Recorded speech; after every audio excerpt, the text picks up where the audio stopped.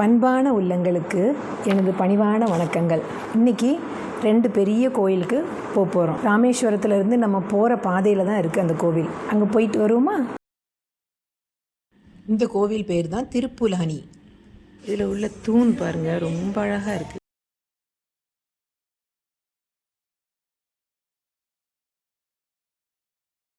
நல்ல பெரிய கோயில்.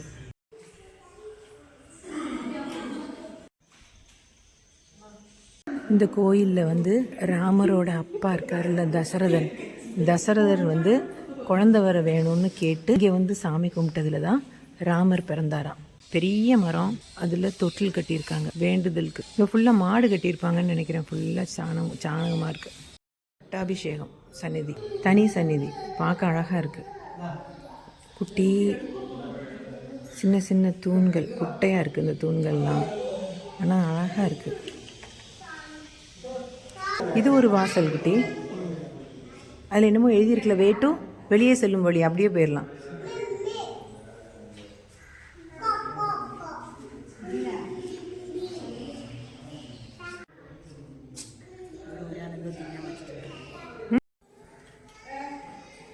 இது வெளியே போகிற இடம். இல்லை, அந்த காலத்து கோயில், பெரிய கோயில். இது ரொம்ப அழகாக இருக்குது. திருப்புலானி இதுக்கு இந்த கோயில் பேர். வெளியில் ஒரு பெரிய தெப்பக்குளம் இருக்குது. இதில் ஒரு தனி மண்டபம் இருக்குது. மண்டபத்தில் இருந்து அப்படியே ஒரு பெரிய குளம். இந்த குளம் பார்க்க அழகாக இருக்குது. பெரிய குளம், நீட்டாக இருக்குது. ஒரு சின்ன தூசி கூட இல்லை தண்ணியில், அவ்வளோ அழகாக இருக்குது. இது ஃபுல்லாக பீகாக்கு. போகிற வழியில் நல்ல பச்சை பசையில் நல்லா இருக்குது. நாங்கள் உத்தரகோஷ மங்கைன்னு ஒரு கோவில், அதுக்கு போகிறோம். இது உத்தரகோஷ மங்கை கோவிலோட சைடு டவர் வியூ.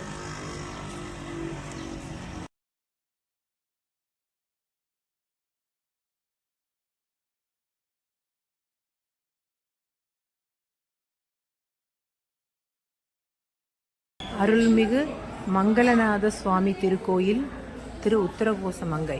ஒரு சின்ன கோபுரம். இந்த கோவில் என்ன விசேஷம்னா, உலகத்திலேயே ஃபஸ்ட்டு உள்ள சிவன் கோயில் இதுதான். ரொம்ப ரொம்ப பழமையான கோவில். 3000 வருஷத்துக்கு முன்னாடி உள்ள கோவில். கோவிலோட கதவுகள்லாம் பெருசு.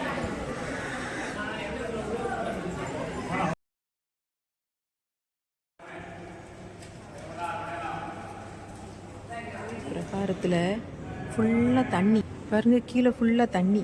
இறங்கி நட, நான் வரல, நான் இதில் மேலே கூடி வரேன். அது மாதிரி இந்த சைடு ஃபுல்லாக உபதெய்வங்கள் நிறைய இருக்குது. கோவில் பிரகாரம் ஃபுல்லாக 4 பக்கமுமே தண்ணி இருக்குது. அவங்க வேணும்னு இப்படி வச்சுருக்காங்களா, இல்லை மழை இல்லை, ஆனால் இங்கே தண்ணி எப்போதும் இருக்கும்னு நினைக்கிறேன் அப்படி. ஆனால் நல்ல பெரிய கோயில், பெரிய பிரகாரம், அம்சமாக இருக்குது. ஆனால் இங்கே உள்ள தூண்கள்லாம் ரொம்ப புதுசாக பெயிண்ட் அடிச்சிருக்காங்க. இப்போ தான் இங்கே கும்பாபிஷேகம் முடிஞ்சதான், அதனால் நீட்டாக இருக்குது கோவில், புதுசாக இருக்குது. பழைய கோயில்னால் நம்பவே முடியாது. இது வெளியில் உள்ள பிரகாரம், கொடிமரம்.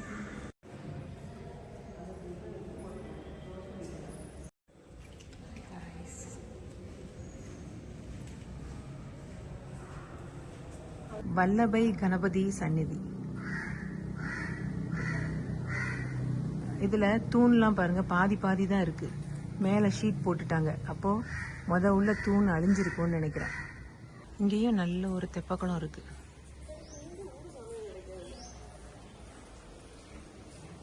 இதுக்குள்ள ஸ்தல விருஷம் சொல்லிட்டு ஒரு மரம் இருக்குது பாருங்க. இந்த மரம் இழந்த பழம் இருக்குல்ல, அந்த மரம் 3000 வருஷத்துக்கு முன்னாடி உள்ள மரமாக்கும் இது. அதிலிருந்து விழுந்த இலைகளை பிறக்கிறாங்க. இந்த மரம் தான் அது. இதுதான் மரகத நடராஜர் கோவில். இப்போ நம்ம பார்த்த மரகத நடராஜர் கோவிலில் என்ன விசேஷம்னா இந்த நடராஜர் வந்து ஃபுல்லாக மரகதத்தால் ஆனவர், அதாவது எமரால்டு க்ரீன் கலர் கல் இருக்குல்ல அதால் ஆனவர். வருஷம் பூரா அதில் சந்தன காப்பு, சந்தனம் வச்சு ஃபுல்லாக மேலே தேய்ச்சி வச்சுருவாங்க. அந்த எமரால்டு கலர் நமக்கு பார்க்க முடியாது. மார்கழி மாதம் வர்ற ஆருத்ர தரிசனம் அன்னைக்கு மட்டும் அந்த சந்தனம்லாம் எடுத்துட்டு அந்த எமரால்டு நமக்கு வெளியில் தெரியும். பச்சை கலர் நடராஜர் நமக்கு தெரிவார். அதுதான் இந்த கோவிலோட ஸ்பெஷல். இது நாகர்கோயிலுக்கிட்ட ஸ்வீட் கார்ன் இப்படி சுட்டும் தருவாங்க, இப்படி வேக வச்சும் தருவாங்க. ஒன்று 50 ரூபா. இதை அந்த கரிஞ்ச பாகம்லாம் கட்டி வச்சு நல்லா க்ளீன் பண்ணிவிட்டு லெமனில் வந்து உப்பும் காரமும் தேய்ச்சி இப்படி தருவாங்க. இப்போ நாங்கள் கார்ன் சாப்பிட்டுக்கிட்டே ஊருக்கு வந்து சேர்ந்துட்டோம். இப்போ அடுத்த வீடியோவில் பார்ப்போமா? தேங்க்யூ.